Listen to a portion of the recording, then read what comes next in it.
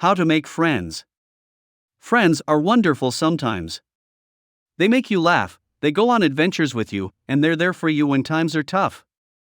But sometimes making new friends can feel really hard, whether you're trying to meet friends in school, online, or as an adult. Fortunately, making new friends doesn't have to be hard, especially once you know where to look and how to put yourself out there. Keep watching to learn foolproof tips and strategies for making new friends so you can start building the friendships you deserve. Here are 10 best tips which will help you to make new friends. 10. Take initiative. If you find people around you, you don't need to wait for anyone to reach out to you and take the first step. Instead, become a kind initiator even if you're an introvert. Start talking to a person and share something about yourself. Likewise, let them share about themselves. There's no need to be so personal at the very first interaction, but exchange a few words or stories that can break the ice. 9. Stay in touch. Once you have interacted with a person and exchanged contact numbers, don't forget to call or message them. Call them and ask for the next meetup. Or you can also communicate over the phone call. Opening up to someone frequently is a great deal to develop a strong friendship until it doesn't bother the other person. If both of you have your own set of engagements, it may be hard to find time together. Arrange for a simple meetup, say over lunch, tea, or dinner time. Or you can always catch up over text messages, online chat, or phone calls. Technology has made communication so easy that it's difficult not to stay in touch. 8. Realize your fear is in your head. The first step is to develop a healthy mental image of meeting new people. Some of us see meeting new people as a scary event. We are concerned about making a good impression, whether the other person will like us, how to keep the conversation going, and so on. The more we think about it, the scarier it seems. This initial apprehension develops into a mental fear, which takes a life of its own and unknowingly blocks us from making new friends. Shyness towards others is actually a result of fear. Actually, all these fears are just in our head. If you think about it, 99% of people are too busy being concerned about these very things themselves to pay attention to you. While you're worried about the impression you make, they are worried about the impression they will make. Truth be told, they are just as scared as you are. The remaining 1% are people who recognize that a relationship is built on way stronger values than specific words or things said/done during just one encounter. 7. Connect with genuinely. Oftentimes we are too caught up with our own concerns, such as what others will think of us, what we should say next, what our next action is, that we miss the whole point of a friendship. You can work on the presentation aspects such as how you look, what you say, and how you say things, but don't obsess about them. These actions don't, truly, define the friendship. What defines the friendship is the connection between you and the friend. Show warmth, love, and respect towards everyone you meet. Do things because you want to, and not because you have to. Care for them like you would yourself. If you approach others with genuinely, you will attract people who want to connect genuinely. Among them will be your future true friends. 6. Look for opportunities to talk to people.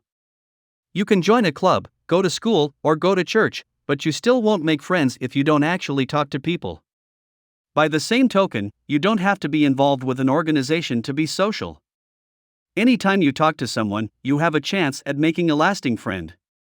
Don't worry about saying anything special, just open a conversation by saying something friendly like, "Isn't it a gorgeous day?" or "That is an awesome shirt," and see where it goes from there. You can talk to anybody, the clerk at the video store, the person sitting next to you on public transit, or the person in front of you in the lunch line. Don't be too picky. Having good manners goes a long way. You can start talking to people by simply greeting them with a "Good morning, how are you?" as you pass them by. Showing simple good manners by greeting people makes you seem more friendly and people tend to respond well to it. It's a great way to start communicating with people. 5. Be yourself. Don't change yourself to make new friends. That's the worst thing you can do. Why do I say that?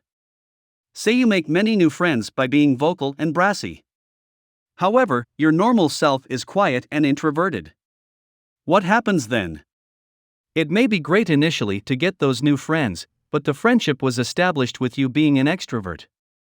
That means either You continue being the vocal, brassy person your new friends knew you as. However, it'll just be a facade. In the long run, it'll be tiring to uphold this image.